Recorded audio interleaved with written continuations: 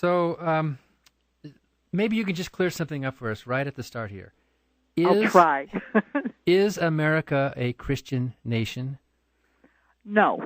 Actually, I would not use the word nation. Americans are a predominantly Christian people. That's a very different thing than saying we're a Christian nation.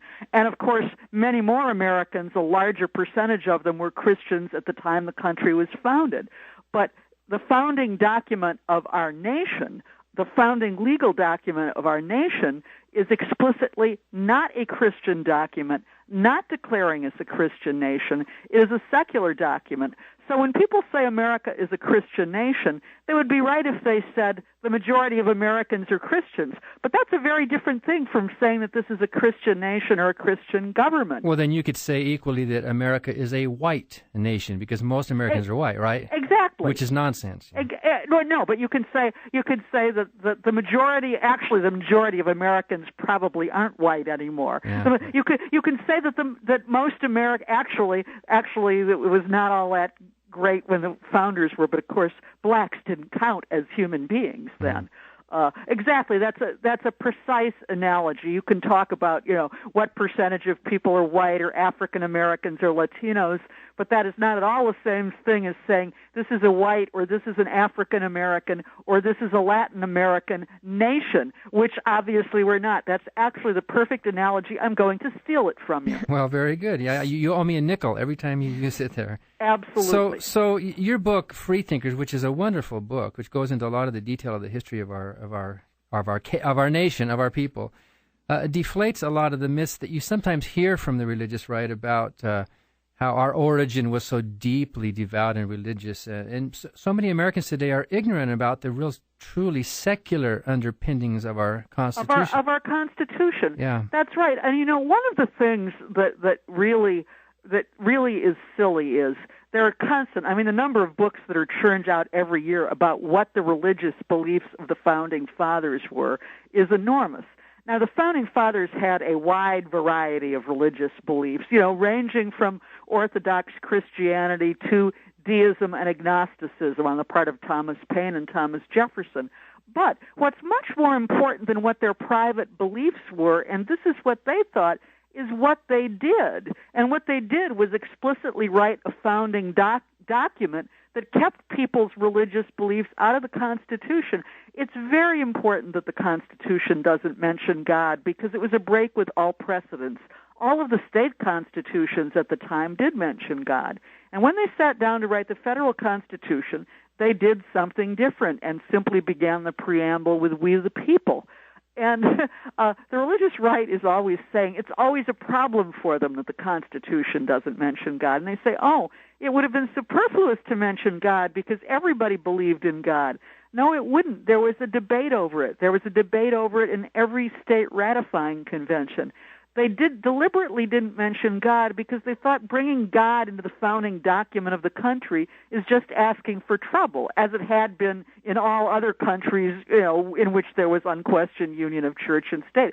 So I'm not really interested in what the private religious beliefs of the Founding Fathers are. I'm a lot more interested in what they did, and what they did was give us a secular constitution. And you've referred to them to it as revolutionary secularism. Yes. So it was a revolutionary thing that they did very consciously. And of course it was. It was probably the most important thing in the Constitution because it never had been done before. This is the first government in the world to explicitly not say that God is the source of all power. And I think it isn't a coincidence that we have the longest-lived Constitution in the world. I think it's very much related to the fact that we don't have that religious divisiveness in our founding document. I should say we also had the first Constitution in the world, so we could hardly not have the longest-lived Constitution in the world. Yeah. But it's still here. Yes, it's getting a little bit bullet-ridden. Battered and bruised, yes. I was just reading that even the religious right of that day were explicitly lamenting the fact. The president of Harvard, who was a devout believer, gave a speech in which he says, why is there no God in our Constitution? Why did they keep it out? We should have had it, and people argued for it. So even in their day, they were acknowledging that there was... absolutely. Yeah. The idea that there was no controversy over this is nonsense. There was always controversy over it.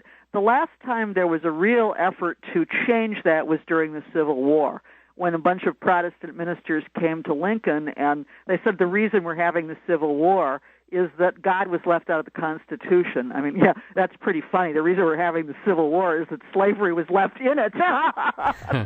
But that's what I said. What we have to do, they told Abraham Lincoln, is, we have to, remedy this omission.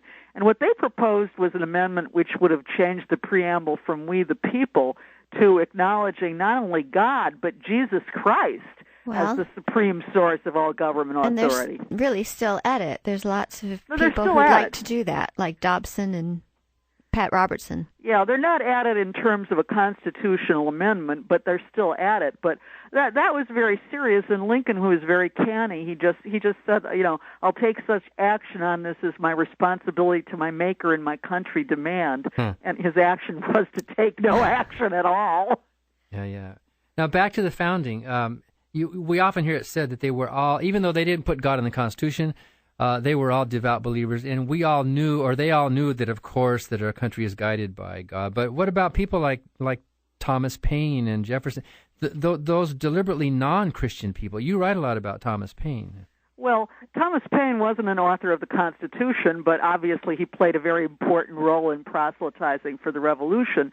And Thomas Jefferson's beliefs among the people, the founders, were very close to Paine's. Jefferson was really a deist. Jefferson did believe in some kind of a God, but it wasn't a personal God. It was the deist God who maybe kind of set the universe in motion and didn't take much of act in the affairs of men. What Jefferson explicitly did not believe was that Jesus Christ was God. In fact, he wrote a whole book about it. It was the New Testament with all of the supernatural stuff taken out. If you read Jefferson's and Adams's letters, Adams's religious viewpoints were, Adams was a deist too. His views on religion were almost identical to Jefferson's, as you can see if you read their correspondence. Washington was a more publicly observant person. He was an Episcopalian. In general, most scholars consider him a deist. And the way in which religion, though, really works is, I've just been asked to review a book called Washington's God, which was actually commissioned by Mount Vernon as a book on Washington's religion. It's written by Robert Novak, who is a very Michael Novak, who is a very right-wing Catholic. And this book is the most utter nonsense that you have ever seen. I mean, first of all, he refers to the so-called Enlightenment. It's a book written from a very right-wing, not a mainstream Roman Catholic view, but a very right-wing Catholic view. You'd almost think Washington had been a Catholic rather than Episcopalian from reading it. But he writes the most utter nonsense about how the reason for the Protestant Reformation is that the Catholic Church had gone too far in the direction of reason and so on. Well, this is off the point of Washington's God, who certainly did believe in God, but he also believed in complete separation of church and state. And he did not take communion He did not. That's another thing. I'll get to that, but I just want to point out that Mount Vernon is a national monument, although it is also a private foundation. I think it's absolutely disgusting that any form of tax money, that this book is being sold in the gift shop at Mount Vernon as a definitive interpretation of Washington's religion, when in fact it's a book that goes against virtually all mainstream scholarship about Washington's deism. It's a book commissioned explicitly to make Washington look more religious, and it's being presented as at a national monument, and I think that is really revolting. Yeah, there's so much disinformation, and then there's that dreadful painting where Washington was supposedly kneeling in prayer. That whole thing was made up. Even Novak says that probably never happened. But Washington didn't take communion. Nobody knows why. Not every Episcopalian did. Washington was also a very arrogant man, and one minister chided him for not taking communion, and he stopped going to all Sunday services at which communion was offered, which wasn't every Sunday in the Episcopal Church at that time. Washington may just not have liked being dressed down by a minister. But Washington was probably certainly a more conventional believer than, let's say, Jefferson and Adams were.